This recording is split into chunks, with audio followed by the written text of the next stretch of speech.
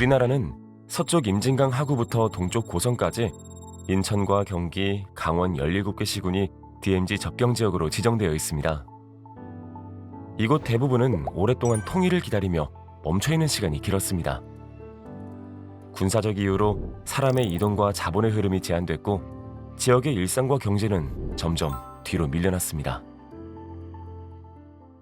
통일이 되기 전이라도 접경 지역이 다른 그 배후에 있는 다른 지역과 마찬가지의 어떤 생활 여건을 가질 수 있고 발전할 수 있는 지역이 되기를 바라는 것이 가장 우선적으로 바라는 부분이고요.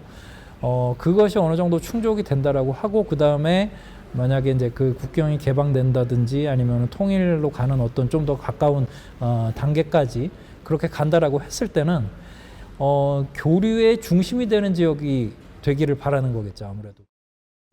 과거 동독과 서독의 분단 경계는 북해에서 체코 국경까지 무려 1,400km에 달했습니다. 수많은 도시와 마을이 경계선 앞에서 멈춰서야 했는데요.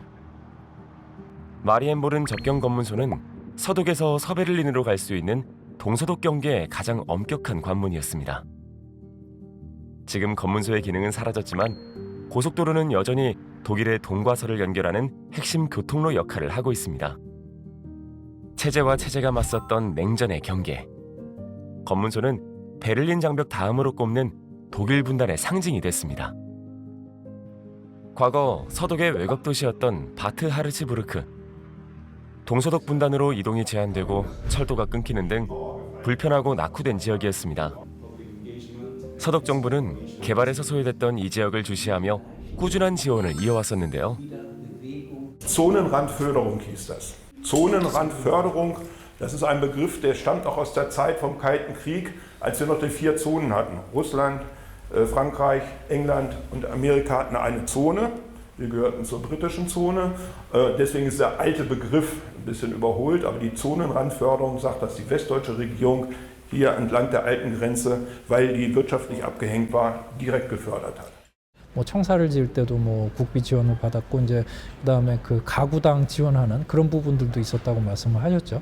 그런 국가의 지원이란 것은 생색내기 지원이 아니라 그렇게 실제적으로 모든 생활에 스며드는 그런 지원이 돼야 되는 것이 아닌가 그런 생각이 들었습니다.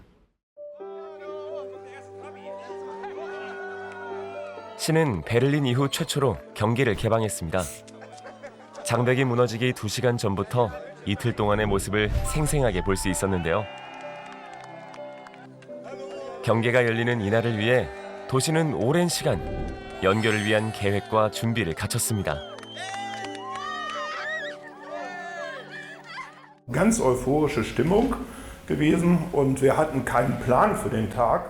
Wie ich vorhin sagte, aber trotzdem hat vieles funktioniert. Wir haben improvisiert und über Jahrzehnte waren immerhin immer die Pläne für die Grenzöffnung fertig. Da war eine Autobahn geplant, die Schilder wiesen immer noch nach ostdeutschen Städten hin, obwohl da die Grenze war.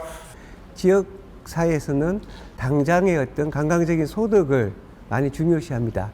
그래서 이번에 와서 독일에서 경험을 하고 보면서 느낀 부분은 당장의 어떤 소득보다는 어떤 그 기반을 만들고 그다음에 어떤 지역 역량을 키우고 어떤 그 다른 어떤 관광 콘텐츠보다는 차별화된 그런 부분들을 이끌어갈 수 있는 부분들을 좀 얻어가는 것 같고요.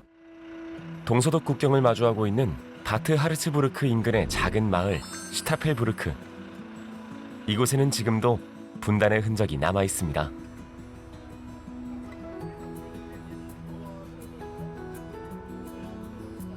평화로운 초원 아래 삼엄한 군사 지역이었던 자리. 동독 국경수비대가 어떻게 지내는지 볼 수 있는데요. 마을은 이 지역을 역사 산책로로 가꾸며 동서독 분단의 기억을 보존하고 또 사람들을 모으고 있습니다. Wunderschön. Der Ort ist wunderschön, weil der Ort so viel zu bieten hat. Und gerade diese Geschichte ist es wert, immer wieder zu erzählen. Also man muss diese Geschichte immer weitertragen, weil die Jugend die nicht kennt. Und die Jugend kann sich gar nicht mehr vorstellen, dass hier das Ende der Welt war für die Leute, die hier gewohnt haben. Wie wir vorhin schon gehört haben, für uns alle war das Ende der Welt. sowohl im Osten als auch im Westen. Und jetzt stehen wir mittendrin. Von der zentralen Lage in Deutschland. Das gilt für den östlichen Teil auch als für den westlichen. In der Mitte liegen ist immer ein Vorteil. Die Frage ist eigentlich immer die des Kontaktes. Und das hatten wir heute Morgen auch diskutiert. Leute, die miteinander reden, die schießen nicht aufeinander. Das ist jedenfalls die Erfahrung, die wir gemacht haben. Und dass es ein so großes Geschenk war, dass tatsächlich kein einziger Schuss gefallen ist.